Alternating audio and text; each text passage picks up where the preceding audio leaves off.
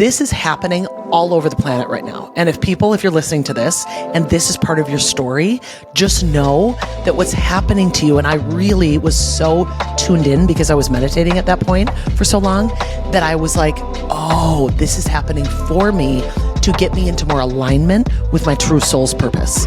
All of that discomfort and that glitchiness is for you to get you into alignment with what you're supposed to be doing rather than what you are doing. You are going to be more aligned with your soul's purpose, and you're going to be shown example after example after example of it. And there'll be little glimmers of someone walks into your life, you have a conversation with someone that's confirming for it, but all of that is really happening for you. And so I just kept paying attention to that. What I say is, when I was lawyering, that job was about my ego, and this new career is about my soul. We've never had this kind of an explosion of entrepreneurs in our world, and it's because we were designed to come here and be paid to be who we are. Kristen? Yes. Hi, Jen. Welcome to the whole shebang. Thank you. Thank you for being here. Thank you for having me. I'm excited to do this with you. I'm excited for this too. I was poking around on your Instagram more this morning because I've been following you for a while and we have got some mutual friends. And then I was like, and she lives in the cities. This is so great. Yes. And I'm also certain I saw you walking down like Hennepin maybe with your dogs. If there was a blonde woman walking 3 golden retrievers, it was me. I do this all the time. People think it's a little nutty that I have 3, but I just love it. We have so much fun. So great. Our neighbors call us the Golden Girls. Oh my gosh. Because there's 4 of us, so it's perfect. That's the best. Yeah. There are so many things that I'm excited to talk about today. Good. Obviously, fitness, nutrition. I want to dive into some of that. And then if you're open for it, pieces of your personal journey and what that process has been like for you.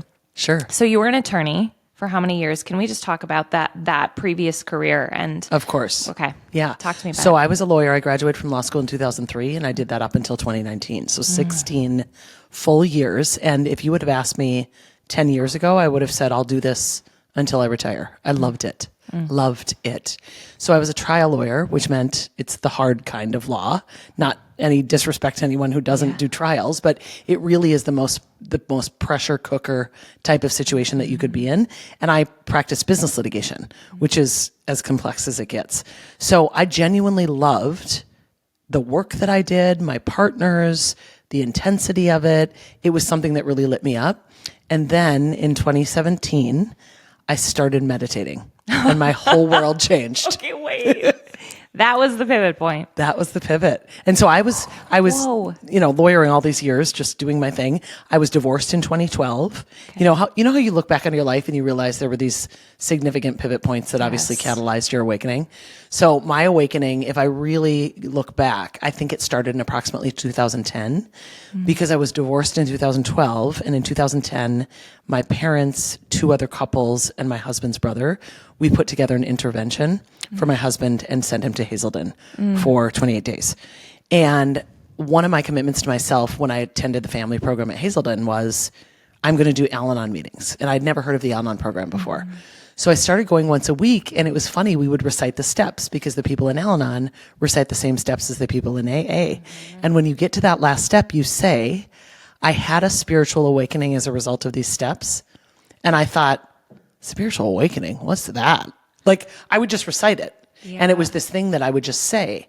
And fast forward 2 years later, I went to Al-Anon meetings for almost 10 years. I got divorced in 2012. And one of the ways that I would cope through my divorce was to just work more and work more and work more because I loved it and I was good at it. And when I can work and I'm doing, then it doesn't allow me to feel, which was a huge, huge, huge teaching for me in this lifetime is you need to start learning, sister, how to feel your feelings. Oh, can we pause there for a second? Of course. I would love to.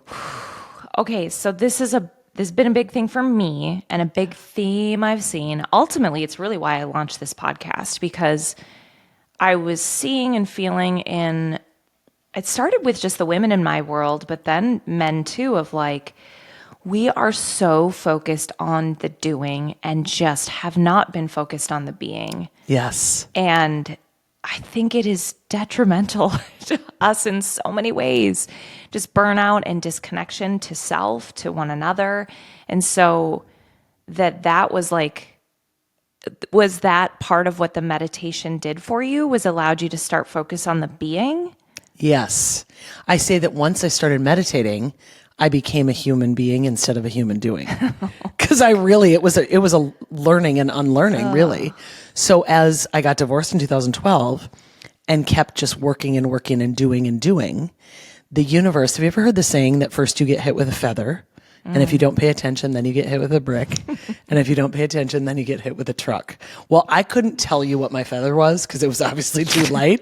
And the universe was like, here's the truck. We got to give her something louder. Well, I had a brick and a truck, but I ignored the brick too. So in December, my truck was in December of 2013, I was on a lawyering trip in Williston, North Dakota. I used to go to super sexy places for work. It was related to the oil boom that had been happening at the time and the fallout and the litigation that ensued. But I was out there, and as I was returning to Minneapolis, it was about 20 below zero. It was a very cold day in December. And I was walking into the airport, and I was following one of my partners, and I realized that our client who had dropped us off, I left my phone in her car. So I just quickly darted back to go get my phone, and somehow with the cold and the ice and me trying to grab the handle of the car to go in and grab my phone, I fell and I broke my right leg in 10 places. Whoa. Yeah. Holy smokes. It was, that was the truck? That was the truck. That was my truck. Yes, a few months earlier, it was in September of 2013.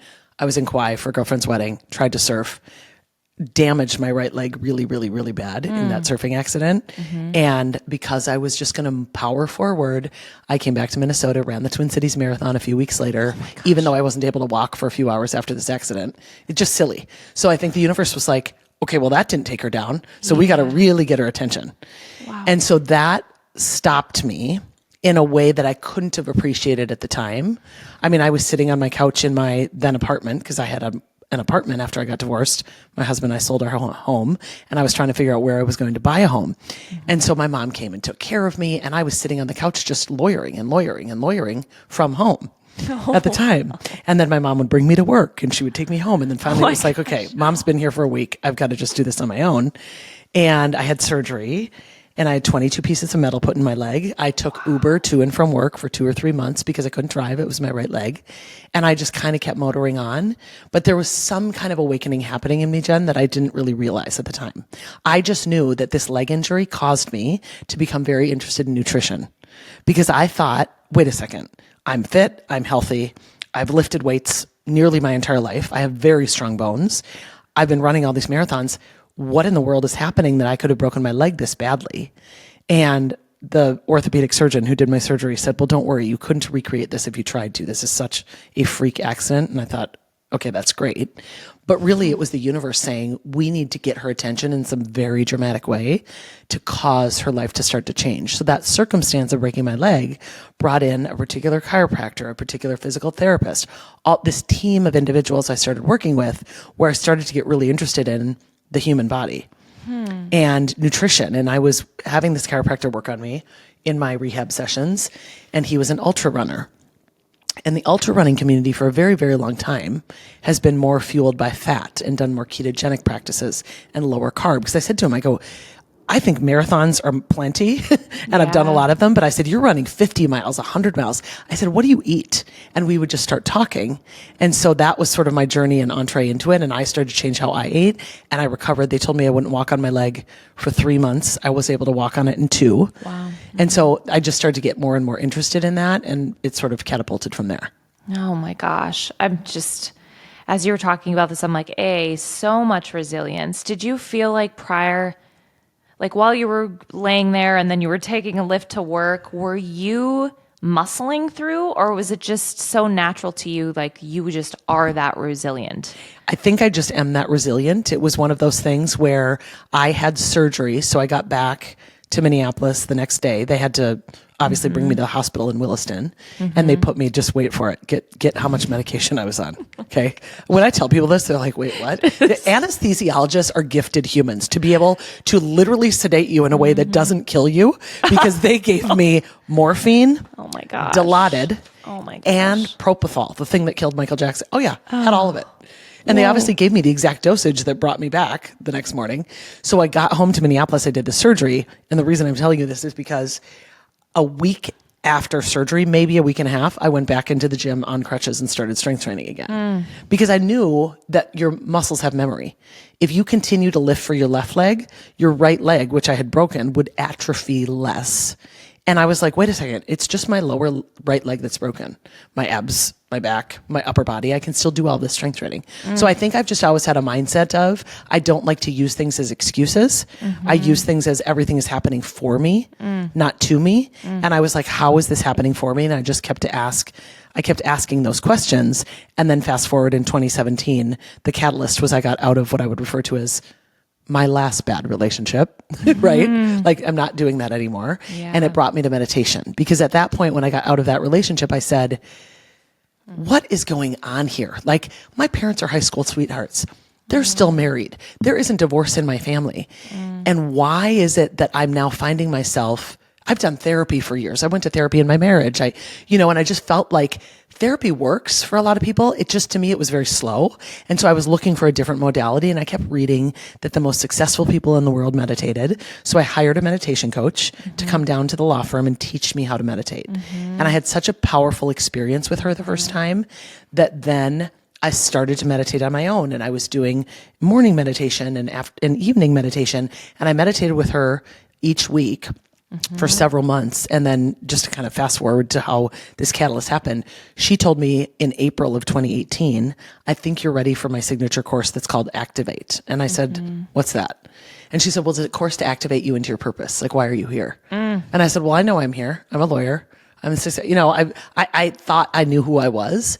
But there was something about the course that very much intrigued me. I had just been working with a business coach who had made me take a course or a test rather called Strength Finders. I don't know if you've heard of that one. Yep. And my number one strength was activator. And so when she said the name of the course, I was like, okay, there's something happening in the energy soup that means I'm supposed to take that. And it was in that course that I was like, wait a second, am I actually going to leave the practice of law? It started like the seeds started to be sown. And a year and a half later, I left in the summer of 2019. Gosh, this is wild. Okay, so part of what's interesting to me about your story, because in my experience, or a lot of people that I hear, I feel like when we go through these major evolutions or reiterations of who we are, a lot of times we feel the thing dying, the old thing dying. That's been my experience.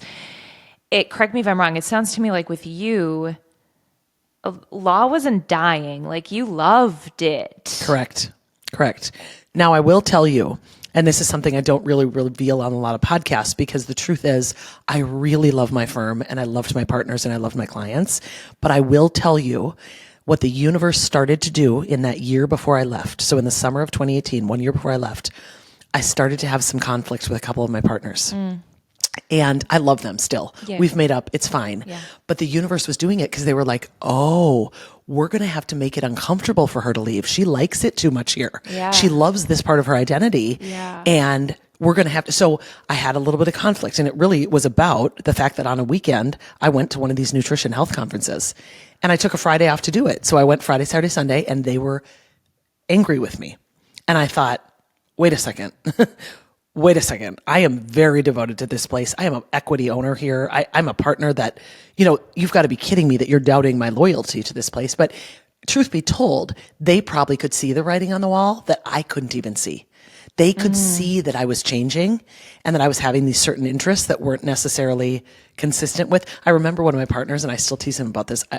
He literally said to me, well, this whole like nutrition and health and thing that you're doing. And at that point I had started an Instagram page and I started to do stuff more about it.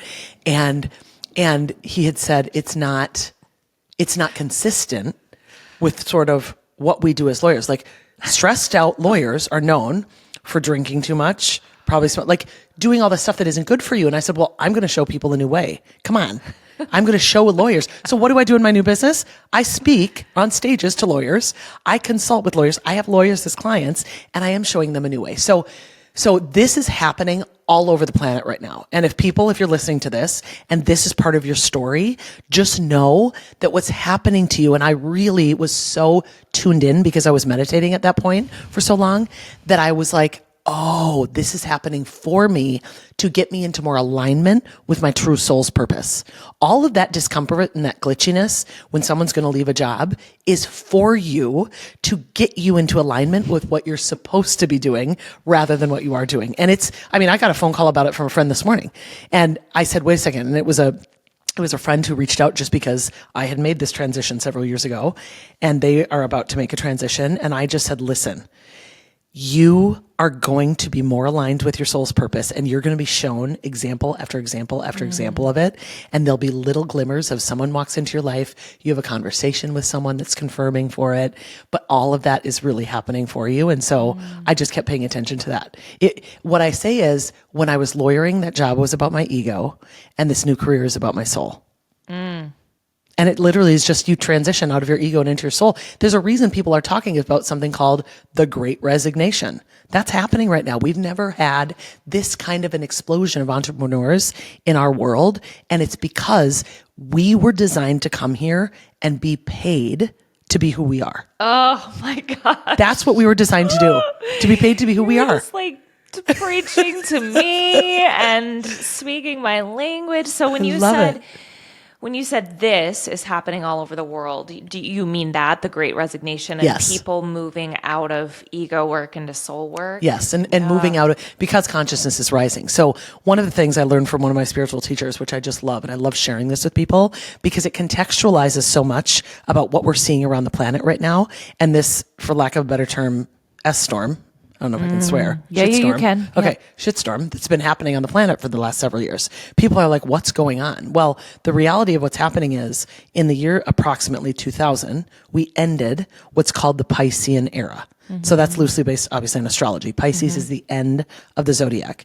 And what we started building is the Aquarian age. Now, up until 2000, we had been in the Piscean era for like 2,000 years. For those of us who were born in the 70s, 80s, 90s, whatever, that's all we've known is the Piscean model. And what is the Piscean model based on? The principles of the Piscean model are rules, order, structure. Everything is linear. It's based on systems. Okay. So what would we see in the Piscean model? We would see corporations. We would see huge educational institutions. We would see people who were born, who would go to school, who would graduate, who were taught to get a job, get married, have 2.5 kids, stay at that same job their entire life, and then retire and then die. That's very linear. And it's very based on rules and structure and order and systems. And everything is a big system, and you're a cog within a wheel. Okay. So in the year 2000, we literally started bucking it. So I laugh when I look around at these people complaining about millennials and people who just job hop all the time. I laugh because I say, these are people trying to figure out how to navigate and live in the new world. Yeah. They just haven't integrated yet. Okay. Like I've now integrated into this new world, and I continue to integrate all the time because I'm awake enough and I've risen in consciousness enough, and my frequency resonance is high enough for me to be able to see it all over the world. So what are the Aquarian principles based on? Now, when I tell you these, you're going to be like, oh my God, that's the world I want. Like that's the world we want to live in. I'm ready for it. Okay, so Kristen, it's based on community, service, individuality, creativity, and love. Those are the principles of the Aquarian age. This is why we have this explosion and mass exodus of people leaving corporate America. I hate to break it to you guys. Corporations are going away. Like, that's not the way the Aquarian world does it. Now, will we still have corporations in our lifetime? Of course, because we're building this world, and the Aquarian world won't be fully integrated, or at least the beginnings of it won't be integrated. Some experts say until like 2036. This is why So what is it going to look like? Like, my like framework, or the paradigm that I've been looking at work through, or me through, relationships through, is the masculine feminine. And I'm transparently, like, I've sort of shied away from that language because it's confusing to people. But what I mean is yin yang and linear and logical versus love and fluid and receptive and magnetic and connected and all of that. And that's the part that I've seen. I'm even hesitating to use the word reintegrate because I think we have it in us. It's been shut down, shut off, shoved aside. And so it's an awakening of that, and then embracing of that. And so the questions I'm asking are, well, what does this, everything you said earlier is like what I've been trying to do, which is I'm just going to do leadership a new way in corporate. I'm just going to do this a new way, and it's going to work. I don't know, Right. if it's going to work. And now I'm looking at making this transition of creating something very entrepreneurial Yeah. where I can see getting paid to do what my soul's purpose is. Yes. It's exactly what you're saying. And then I'm going, part of me doesn't want to, I'm like a little pouty because I'm like, I don't want to let go of the idea that we can't transform the workplace the way it is, but maybe we can't. Maybe we're creating a new paradigm. Yes. So what does it look like? Yeah. So it's a great question. We're not talking about fitness and nutrition yet, but we Yeah, will. we'll get there. We'll get there because that's about the physical body. Right now, we're in the metaphysical, which is fantastic. So you said so many important things there, Jen. So I think it looks like that we build anew. We are building this new world now. And as we build a new world, the old world does start to die. And it's really sad. But if we try to play and create the new world within the confines of the Piscean model or the old paradigm, it won't work. So it's this constant practice of, and this is back to your comment about feminine, masculine, which I love because I've been really on a journey into the feminine the last several years. It's this constant act of surrender because femininity is all about surrender. Yes. And it's all about receiving and it's all about being in ease and flow and play. And these were things I couldn't have spoken with you about 5 years ago. Right. I truly didn't understand this at all. Right. Yep. And so the awakening that's happened right now is because we finally, the shift has begun to what we are now achieving, which is the rise of the divine feminine. So some of the most powerful astrologers that I know have said, we are on this shift in consciousness where we are going to see more money in the hands of women than we ever have in our history of our existence. This truly is the divine feminine. We have been in a patriarchal society, not because men are bad and women are good. We all have masculine and feminine within us. It's just what the paradigm was that was so Piscean. And now as we build this Aquarian age, it's almost like this masculine, feminine divinity, the divine feminine rise is happening, coinciding with so perfectly this whole building of the Aquarian age. So it truly is more tribal, more community. It's the way that things were that we've read about thousands of years ago, where you would have a baby if you choose to, and you would have help from your family. Like something I recently shared on social media, which I loved, is my middle sister, who's a dentist, had this baby in August, and at the age of 44, went back to work as a dentist in November. So she had the baby in August, went back to work in November. My parents did grandparent daycare all of November, December. And when they were ready they thought they'd be ready to put her in daycare starting January 2nd, and they just weren't ready. And so I'm an entrepreneur. I gave up my CEO days, which is Tuesday. I'm with Ellie. My sister, who's an entrepreneur, because she got on the same train I'm on, gave up her CEO days on Monday. My parents took Wednesday and Thursday, and my sister's home with her on Friday. It's just, that is literally how we are supposed to do life. Yeah. But we're so programmed to think that we have to do this, drop the kid off at daycare at 7 a.m., don't get home till 7 p.m. It's so patriarchal and masculine. And it's like, for what? To produce more widgets? Yes. For what? Yes. So for what? Like, Yeah. I just, And if I keep going down that path, I'm like, to what end? Because life, for me, a big piece of the awakening was death and grief in my family that just caused me to ask the classic question of like, life is short, so what are we here for? And not that. Like, I think there is a way to work and get paid to do what we love and do it in community, like village style. Village style. I love it. Like, I am always about how do we create that village and that community. And for a lot of people right now in today's world, it can be online. Yeah. It can be in person. It can be online. But the community is so, so, so important as we build it. I want to ask you just it's a related question out of curiosity.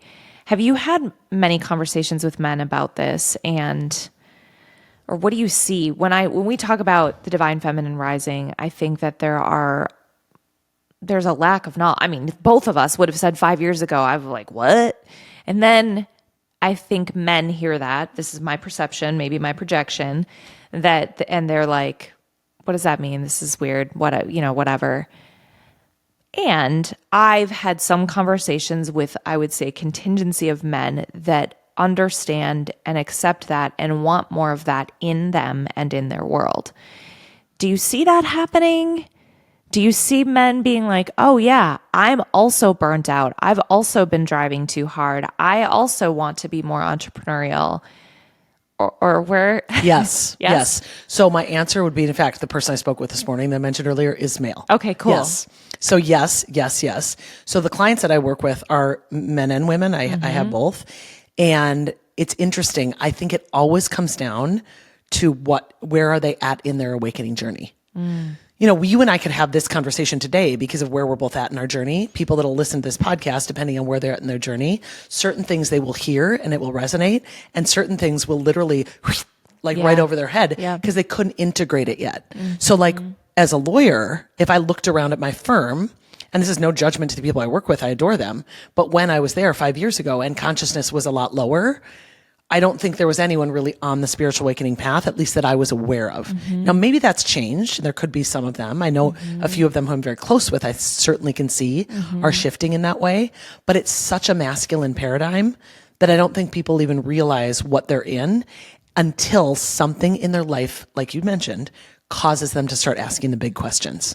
For most of us, unfortunately, we have to have some sort of grief or loss or injury. There's a book called The Gift of Injury that a friend recommended to me after I broke my leg, because the truth is we have to have something that literally knocks us off our center to say, wait a second, what am I doing here? And is this really what life's all about? Yeah. So I do see men having that awakening, but I also see the same thing you do. And sometimes where it's a pushback, and part of my job and my coaching and my speaking is how do I meet people where they're at? Yeah. And I will use things like, hey guys, did I just get too woo woo? Is this like too weird?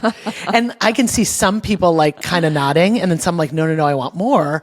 And I laugh because I'm like in a room full of people. You have varying degrees of people on the awakening level. It's just fascinating to me. Oh, it is so cool to me that you are integrating all of the things, right? And that you, I'm going to say this really unfiltered, and I feel like you'll be fine with it. I love it. I love it. Maybe 4 or 5 years ago, a lot of the woo-woo people that I was reading and into are so woo-woo that it feels inaccessible, right?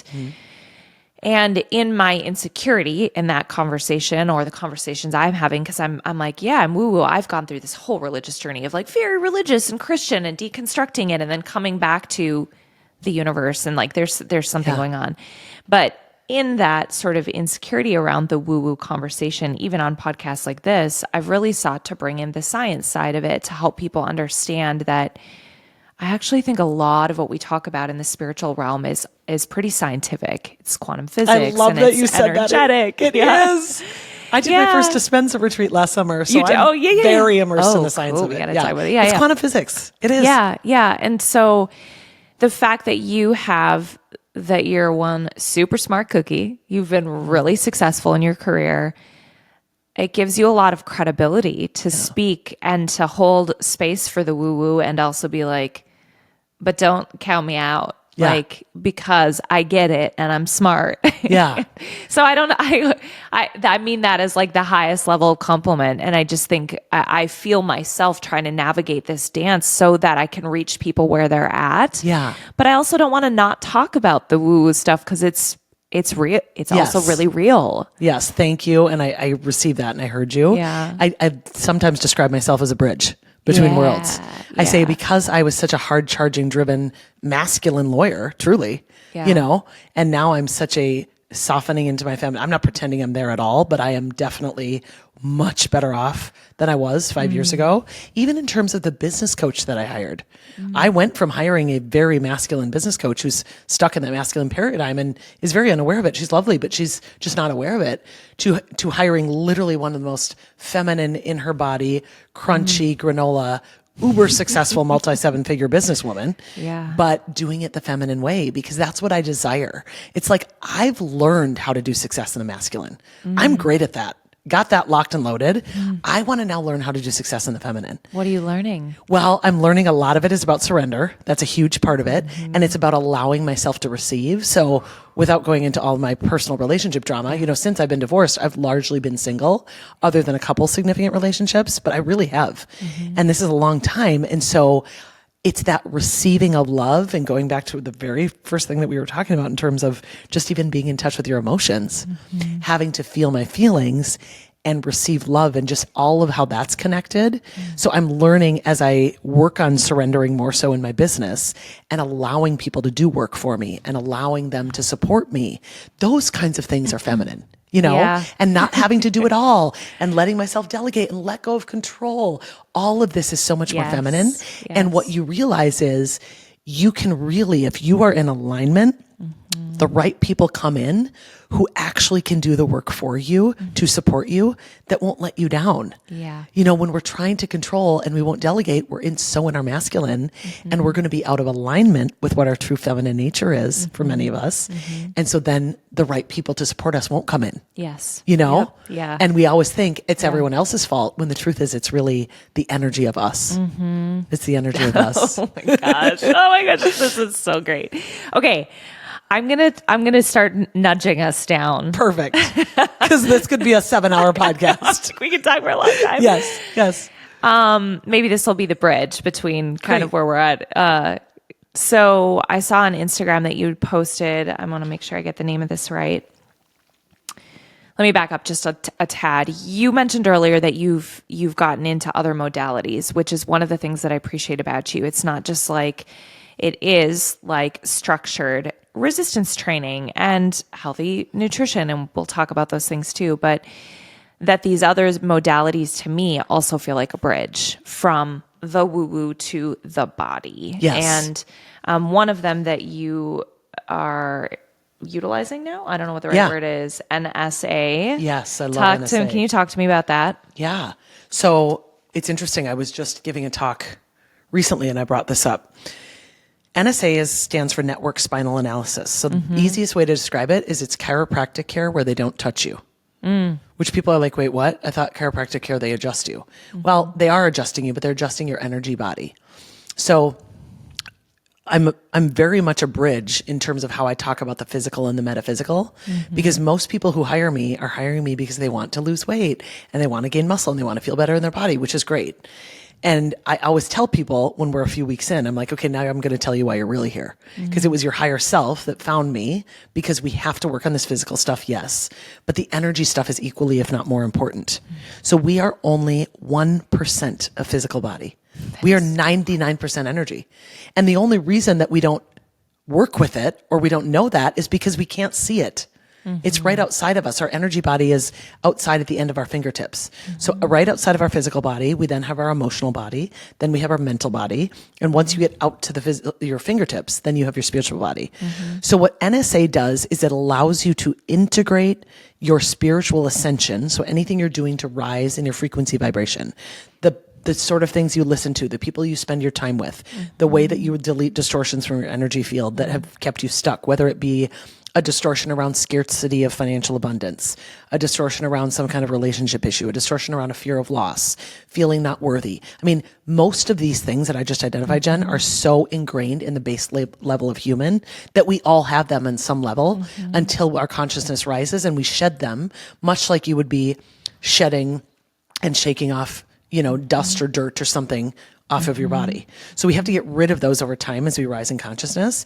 But what NSA does, it allows you to integrate all of the spiritual ascension work into the physical body so that the two of them can come back into alignment, which is why it's such a powerful modality.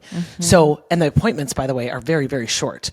The way that I first heard about NSA, which people may find interesting, if you really want to see what it's about, watch the Goop Lab series that Gwyneth Paltrow put out on Netflix in either 2019 or 2020. And it's episode 5 called The Energy Experience. Okay. And I'll it's link all that. about, yeah, I'll link it, yeah. Perfect. It's all about NSA. Gwyneth's been doing this for 15 or 20 years. So she brought some NSA practitioners to have this done to a bunch of people who work at Goop at the time.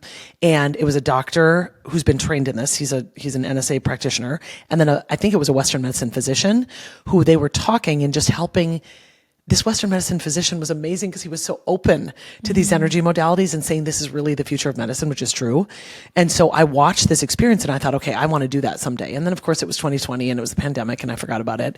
And I was on a spiritual retreat in Sedona, Arizona in September of 2021. And the healer who was hosting the retreat brought her NSA practitioner from San Francisco. And that was the video that I put on my Instagram because I've been entrained by that woman. It's called an entrainment. And I've been entrained by that woman several times now because I attend a lot of these retreats.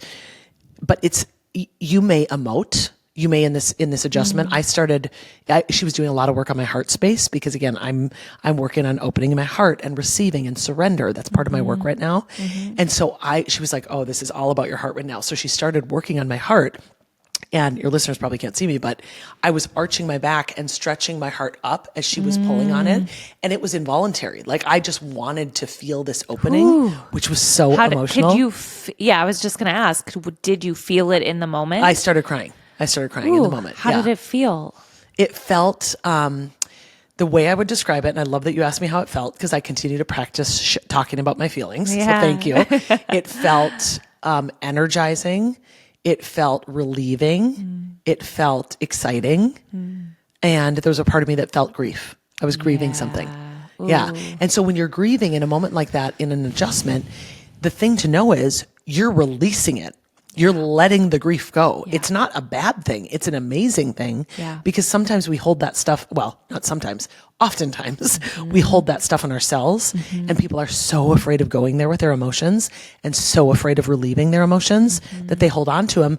And that's really truly what causes dis-ease in the body. It's what makes us sick. That's so interesting. So you talked about integrating the, what did you call it? The physical body and the metaphysical? Metaphysical, yes. Our energy body. Our energy body. Okay. And then you have people that come to you and they're focused on their physical body. So like where do you start with people? What do you say to people? Where does somebody's listening today, and I know that there are people that are listening right now that are in that place that are like, I don't see myself as a person who can be like you, or that can go into the gym and know what I'm doing, or I feel like nothing will change for me. And they come to you wanting to be fit and feel good. What do you do? Where do you start? I love that question because that's literally like you've just described the prototypical client that wants to hire me or that hires me. Yeah. So I do several things. I would say one of the first things that I do is I say, well, you hired me to help you create a plan around whatever the intention you have is for yourself. So the intention could be to lose X amount of pounds. The intention could be to have more energy. The intention could be to show up better at work and at home. I mean, there could be any variation of these intentions. It could be to lower cholesterol. It could be something very specific and physical, or it could be something just about generally wanting to feel better in life. So for people who are open to it, I will tell them pretty early on in our work together, if not the first session, how much are you willing to learn about, or do you want to learn about the energy component of this? Because yes, you are a physical body and I'm going to get you fit physically because we're going to work on that. But are you interested in the energy? So I ask them so that I can get a gauge of where they're at. And if they're like, well, that just sounds a little confusing, I'm like, okay, she or he is not ready. And so I'll focus more on the physical. But the truth is, and this is one thing that I learned from a mentor who I do a lot of work with, as we rise in our frequency resonance, so as I as a being get higher and higher in my frequency resonance, because all of the work I've been doing to do that since 2018, and trust me, it's not a better than, it's definitely not a better than, it's just where are you at with your frequency resonance? The higher you vibrate, the easier your life is, period. Yes. Yeah. And because I do this work, people who hire me don't realize it, but I'm actually working on them while they're integrating with me. And the reason I say that is that we naturally as humans, we want to entrain to the higher frequency resonance who we are around. Does entrain mean like tune? Does it mean like come in alignment with? Okay. Yes. Okay. Yes. Great question. It's like you want to tune in to that. If I'm at 106.7, and a client who hires me is at 99.3, they are unknowingly working to entrain up to 106.7 because their higher self is trying to get them to match, because then we can mastermind together and really help consciousness rise. So all of a sudden, stuff that they used to struggle with in terms of cravings or in terms of, emotional eating, that stuff may start to resolve for them much more quickly than it would have if we were just focused on the physical, and I was someone who was just totally all about the physical and not doing my own energy work. I do my own energy work, obviously for me, but it's really truly for the collective. Wow.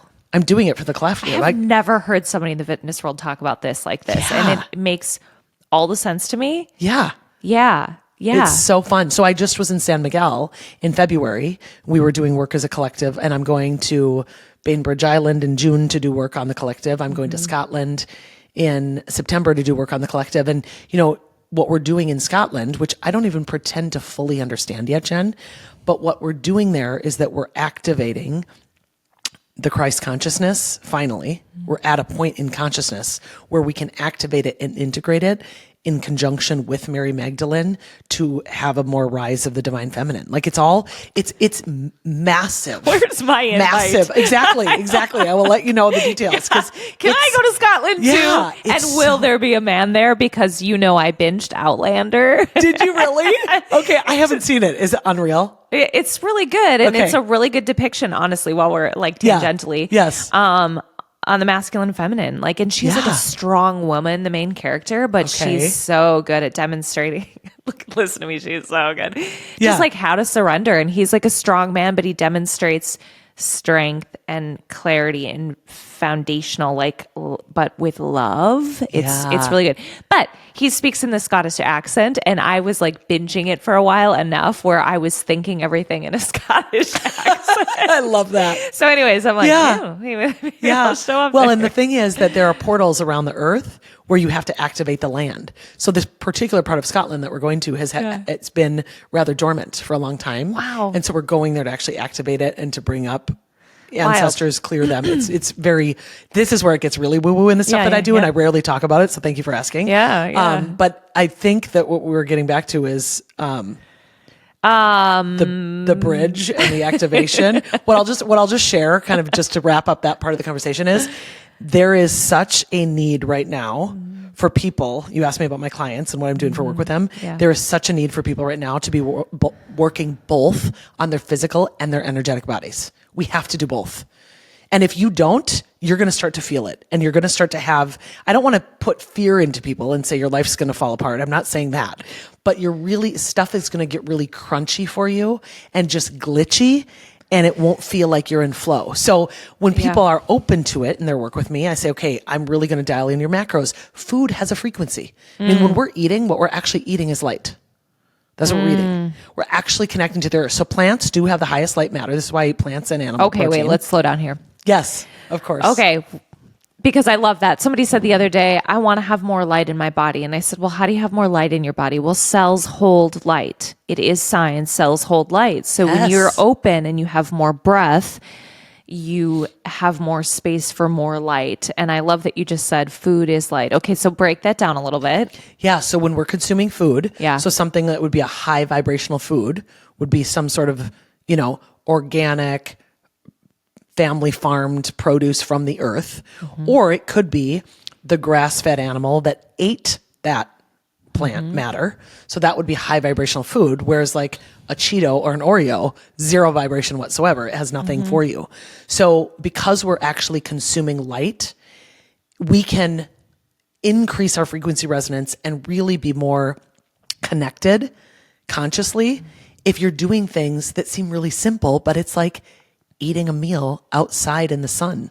Oh, wow. It activates your mitochondria differently than if you're eating a meal in blue light in your cube in your corporation stuck in 1994. Like, I'm sorry, but that's just the reality of where we're headed as human.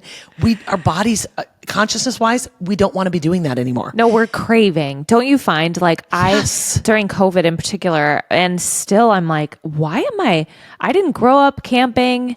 I knew nothing about really like being in nature, and I am compelled to get into nature. Yes. It's just like craving it. 2 years ago, I went to visit a friend in Costa Rica, and I was in the Costa Rican jungle for a week, and I had no laptop. I barely used my phone. Yeah. I didn't exercise. I just did everything as gentle as possible. Slept out in these cabins out in the woods. My Aura Ring data, because I wear an Aura Ring, has never been better. Like highest heart rate variability I've ever seen, lowest heart rate I've ever seen. That's truly what our bodies crave, is that deep connection to the earth. And we're so used to being these robots or rats in a cage that don't have any connection to the earth, that you can see this movement and this craving. I don't know if, since you and I live near each other, maybe you've noticed this. Have you ever noticed there's those men and women who will like dance by that stoplight on Calhoun? Have you seen them? Yes. I actually I do a little happy dance inside that they're doing it. Yeah. It looks like a little weird, but I'm also like, I love that they're just using this as an example. They're like, I'm going to ground into the earth right Yes. now. Yes. Yeah. So you have clients come to you and you are asking them, are you open to doing energy work? We're going to focus on the food you eat. We're going to focus on your macros. Macros, both micros and macros, both. Yes. And the energy work. And the energy. Okay. I do have some clients who hire me just for energy work. So I do both, which is fun. So what is the work? Well, so I'm seeing more and more of that. So that's a great question. So what we'll do, I meet with them for an hour on Zoom every other week. Yep. And the first thing I typically do with them, and it's interesting, you don't have anyone ask you this question. And so when someone asks you, okay, talk to me about where you're at in your energy today. How do you feel energetically? And I remember I asked this to a very busy executive in private equity. And he said to me, that's a really good question, because he had never stopped to think about it. Yeah. So we're checking in on his energy. Yep. I'm asking about certain things that have come up for him, where things maybe just in his real life that may be glitchy, or how he might have responded to something differently, or what we could do to alleviate stress in certain areas. I'm checking in with him about, have you started that meditation practice that we talked about? So part of it is me being his accountability partner for, is he doing his energy work? Got it. Right? So what is the energy work that you're doing? And then I'm giving teachings in the way that I'm doing even in this podcast, talking to you about frequency, talking to you about Piscean Aquarian, helping him learn about energy. So I'm educating him about energy so that there's a transmission that's happening that's integrating and synthesizing through his physical and energetic bodies that then allows him to help rise in his consciousness. And then I'll give him homework. I'll say, okay, I would like you to consider doing this particular very high vibrational meditation that exists, that you can purchase for $25 that you then own. Or I want you to listen to these podcast episodes that are free and that allow you to have some of the stuff that you can then integrate. So it depends on the person, to answer your question, like what is energy work, but it could include all of that and more. Okay, that's great. This is great. I didn't know that this was a part of what you did. Well, and it's so interesting you say that, Jen, because I have noticed that I don't talk about it that much on social media. I'd say people would look at my social media and they'd say, she's so physically based, or it's all about the nutrition and the food and the workouts. And the reality is that's because, I would say in part, I've been focused on that because I really am trying to meet the collective where it's at. And I think as I continue, I was surprised by how much of a positive response I had to even just the simple video that I showed about my stretching and how my feminine masculine, and it really seemed to resonate with people. And I was like, okay, maybe more people are ready for this. I can talk about this more. So I think I do need to talk about it more. So I appreciate that nudge from you, or at least what I'm taking as a nudge, because I do think it's very helpful to the collective. Well, and I can think of a lot of just happens to be women right now that I'm relatively close to who are very comfortable with this conversation and don't feel comfortable in their bodies. Yeah. Excuse me. And I feel like you would be really accessible for them. Yeah. Just in terms of okay, well, let's talk about how energy and food and nature and all of that is connected to your body. Yes. Instead of the other way around. There is a group of people out there that are just I'm way more comfortable in the world of energy than they are in their body. That's an interesting reflection, because that's not something I've really thought about that much, but that's fascinating. In terms of want to understand more about how to become healthier, or metabolically healthier just in the physical. Yeah. That kind of thing? Well, Okay. and I think it's a classic woman thing. I think the classic. Sure.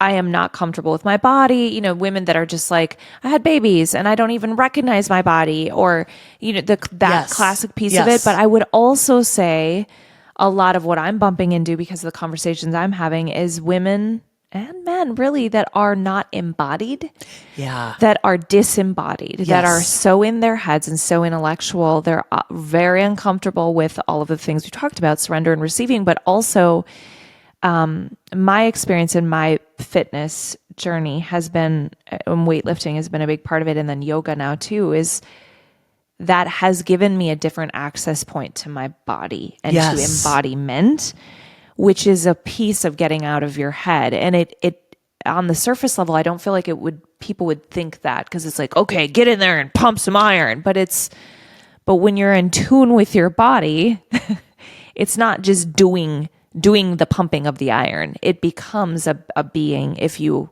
allow it. Are you tracking? Is that 1000%? Okay. I'm so happy to hear you bring this up, because it is confusing on its face to say, okay, I'm going to do this physical exercise and that's going to somehow connect me more spiritually and to my body. But it's exactly what it is. Mm-hmm. That's when we were talking about NSA, that's what NSA does. When I go and strength train at the gym, which is a huge priority of mine, part of the reason I love it so much is it immediately puts me in my body. You have to be in your body when you're strength training. You have to be in your body when you're doing yoga. It puts you in there. So for a lot of these disembodied beings, which I agree with you, they're walking around everywhere. If the center point of space and time right now in the collective is really at the end of your xiphoid process. So your xiphoid process is where your sternum bone meets, and at the end there's like a point there. If people can just touch that sometimes and be like, okay, I'm in my body, I can come back into my body. It's a tool that you can use, but you can also just like standing wherever you are in a room, start to do some gentle like air squats. Or get down and do like 10 push-ups. That will put you in your body when you feel anxious, when you feel that you're in your head, when you feel that mind chatter won't stop. Do something physically based to put yourself in your body, and it starts to integrate. Okay, we have these layers of our body: physical body, mental body, emotional body, and the energy has to go back and forth through it. It has to come into the body and push out into the energy body. So that's just in terms of a modality of how people can get more physically based so that they feel less anxious. We really need to be in the center point of space and time in order for us to feel grounded, centered, and like we actually have a handle on our life.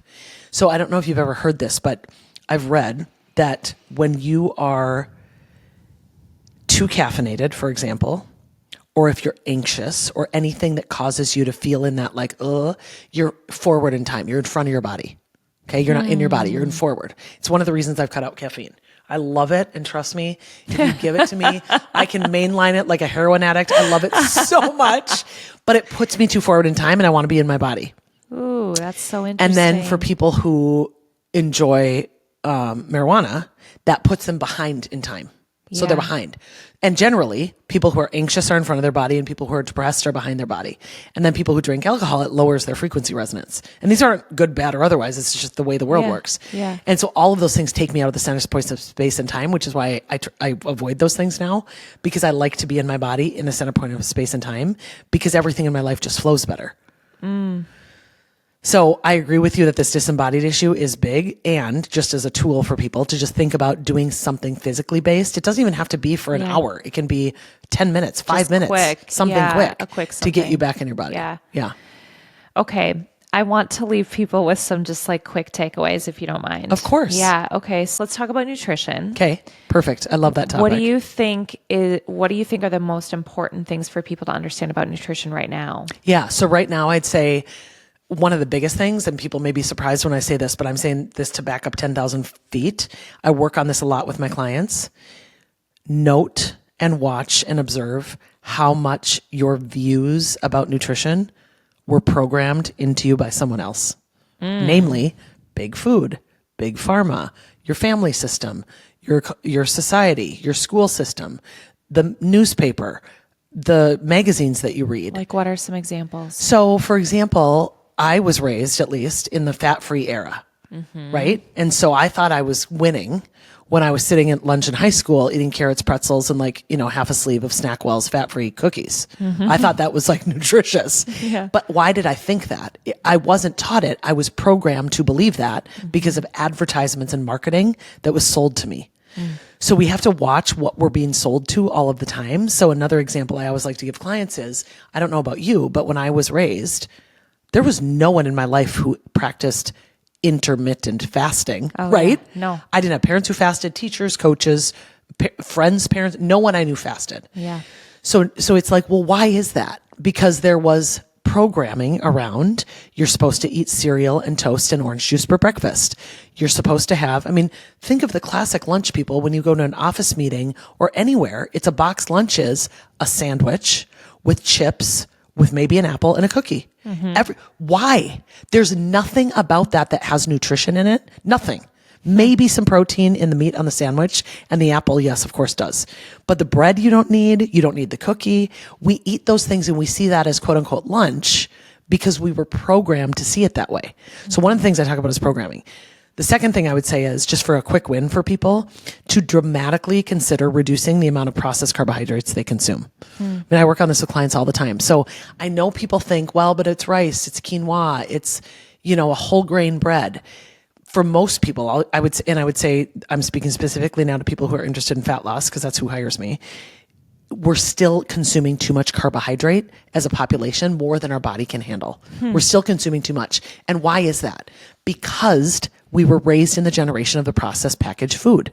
Yeah. You can't keep berries and apples and celery and those kinds of things on the shelf for months on end. People can't put them on a box with a nutrition label and package them to you and sell them to you and have you keep it in your cupboard forever. So we're not drawn to those things to see those as carbs, but those are excellent carbohydrates, all the real food carbohydrates, and really get the processed stuff out. And I think for most people, they're like, okay, duh, I know that, but it's harder than you think, Kristen. It really isn't. You're making intentional choices every day when you're at the grocery store, when you're there. It's like, how do I just make a different choice this time? I tell people, buy one thing that's different when you go to the grocery store. Just buy one thing that's different. Actually buy sauerkraut. Actually buy something that has like gut boosting benefits like kefir, or try some yogurt, or try things that you may not normally eat. So that's another thing. You might just like swapping stuff out kind of. Yeah, I always say there's those healthy swaps. Yeah. Yeah. And then a third thing I would say is to really note your state and your energy around mealtime. People are eating for all sorts of reasons other than food. I was just going to ask about that because I'm like, when people say it's really hard, I'm like, well, what is hard about it? Yeah. Is it the change of the habit? Is it, I've noticed I've got a lot of change happening right now, and I was like craving. I'd be curious to hear what you have to say about cravings too, but I just was like, I want sugar, all the sugar, all of it. And I normally, I have a sweet tooth, but I'm normally not like that. So I'm like, well, what's hard about it? What is hard about not eating carbs or hard about not eating sugar? And then that, I think, is connected to this third point of, why am I eating it? Yeah. Right? And yes. And if we fill ourselves up with the stuff that our body really needs, that stuff becomes less interesting. Like, we just don't want it as much. So I'd love to give this example. I gave this example when I was speaking last week. I was at a fancy steakhouse in Vegas with a couple of girlfriends. One happened to be a client. This was a couple of years ago. We were there for a birthday or something. And so the server came over and immediately brought us that big vat of warm, gooey, amazing bread, right? And so I looked at him and I said, sir, that looks amazing. It's also dessert. So I'm going to ask you, can you please bring it back to the kitchen? And of course, my girlfriend's like, oh God, here she goes. Right? I said, just bring it back to the kitchen. And I actually would like some at the end of the meal. So could you bring it back after I've eaten my steak and my asparagus or my Brussels sprouts or whatever it is that I'm going to have for dinner that night? Can you please bring it back after? And he's like, okay, lady, whatever. So he did. And I ate my steak, I ate my vegetables, I ate everything. And then when he brought the bread back, guess what? I had less. I ate a piece because I ate it intentionally at the end of the meal, which helped regulate my blood sugar when I already filled myself up on really good fiber, really good protein, and really good healthy fats. Then I could, at the end of the meal, carefully add carbs. So what I say is, eat fiber first, then prioritize protein, fill in with fat, and carefully add carbs. We want to use these as almost a sprinkling in our meal instead of having our whole meal focused on carbohydrate. The average American is getting 64% of their calories from carbohydrates when I say it should be somewhere between 10 and 20. Wow. Even for most people, like 40 is too much for most people. Certainly for most people, people don't realize you actually have to either use the carbs that you've eaten, so you have to be extremely active, or you have to store them on your body, period. Whoa. Your body is always working to keep you at 1 teaspoon of blood sugar. That's it. 1 teaspoon. And I feel like you need to repeat that. Can you repeat that whole thing again? Yes. That whole bit about carbs. Yes. So your body is always trying to keep you at 1 teaspoon of blood sugar. That's all we can have in our blood at any given time. And people think that's like such a small amount. It is. And the average American is eating 17 teaspoons of sugar a day. Holy smokes. And when I say sugar, I'm not saying Sour Patch Kids. I'm saying it might be in the form of a sweet potato or French fries or crackers or rice or a bagel or toast. All of these things are sugar. So given that we can only have 1 teaspoon in our body at any given time. And here's the crazier statistic. The difference between someone who is normal blood sugar and the difference between that person and then someone who has full-blown type 2 diabetes, the difference of the amount of sugar in their blood is 1/4 of a teaspoon. What? Right? That's wild. When I learned that, I was like, wait a what? second. Wait, right? So my point is, and you're like, wait a second, Kristen, I've already had over 1/4 of a teaspoon of sugar. Come on, how do I not have diabetes? Right. And here's what I'll share with your listeners. The answer is that after you put that onslaught of sugar into your body, whether it was the Sour Patch Kids or the McFlurry at McDonald's or whatever it is that you ate, your body goes through this very sophisticated mechanism to clean the sugar out of your blood. It has to, especially if you're just sitting here. Now, if you ate that sugar and then you went on a walk, your body would preferentially divert that sugar to your leg muscles, to your calves, to your arms, to your butt, to anything that was moving. It would divert it to those muscles to say, okay, at least we can dispose of it this way. Let's get it out. Because again, it wants to keep you at a teaspoon. So if you just consume 40 teaspoons of sugar, it's got to put it somewhere so it likes when you start moving. This is why one of the most important things you can do after you eat a meal is to walk for about 10 to 20 minutes. Just walk. Yeah. Because it helps your body get rid of that sugar. But then what happens is your body's like, oh God, she's just sitting here. She's not even moving. What do I do? And so your pancreas, which is an organ behind your left rib cage, it secretes a hormone called insulin, and everyone's heard of insulin. You usually think of this in diabetic people, but we all have it. And it is secreted because insulin's job, and it's a hormone, its hormonal job is to clean the sugar out of your blood. Okay? So when it starts cleaning, it's like, oh God, there's so much sugar. What do I do? You know, I always say that the situation is like, clean up on aisle 4, especially if you've eaten the Big Mac, the large fry, and the McFlurry. I mean, a medium McDonald's French fry has 5 teaspoons of sugar. Okay. A medium. Yeah. So you're eating all the sugar. Anyways, your insulin starts to say, okay, guys, it's talking to each other. Where do we go? Where do we put this? And the first place it gets stored is your liver. Now, your liver can only hold about 400 calories of sugar. That's it. That's not a lot. Yeah. Think about it. Did I eat a bagel yesterday and pasta the day before and pizza the day before that? And have I not moved or exercised? You may already have a liver that's full of sugar. We have an epidemic in this country right now of something called non-alcoholic fatty liver disease. Wow. And it's really sad because there's a lot of these that are kids that have this, and these are livers that are full of sugar. And they're dysfunctional, and it makes a sluggish metabolism because you have a liver full of sugar. So the second place is the insulin again is talking to other liver's full, guys, liver's full. What do we do? I found somewhere, and now the insulin says I'm going to put it in her skeletal muscle. So I tell people one of the best things you can do to become more insulin sensitive, which is what you want to be. You don't want to be insulin resistant. You want to be insulin sensitive, is to build more lean muscle tissue on your body. Muscles are a sink for carbohydrates. They suck it up. They love carbs. So you can have more muscle. And now I always say I'm walking around with a 20-gallon storage tank for carbs, where most people are walking around with 5. Interesting. So it makes you more insulin sensitive. And then third and last, once the insulin push all that sugar into your muscle, and again, your muscle can only hold, it's about 1,200 calories for the average person. Obviously, that makes a difference depending on how muscular you are. But again, if you ate carbs every single day in the last 2 weeks and you haven't exercised at all, you already are storing a lot that didn't go anywhere because it's in storage. And now the next place it gets stored is in your fat cells. Got it. So that's how we actually gain weight on our body. That's how we get fat. We have stored carbohydrate. Now, when it gets into our fat cells, the storage form is something that everyone's heard of because they've seen it on their blood work. It's called triglycerides. It's blood fat. And a triglyceride is made, a triglyceride is made with 1 molecule of glycerol, this is sugar, and 3 fatty acids. So this together makes triglyceride.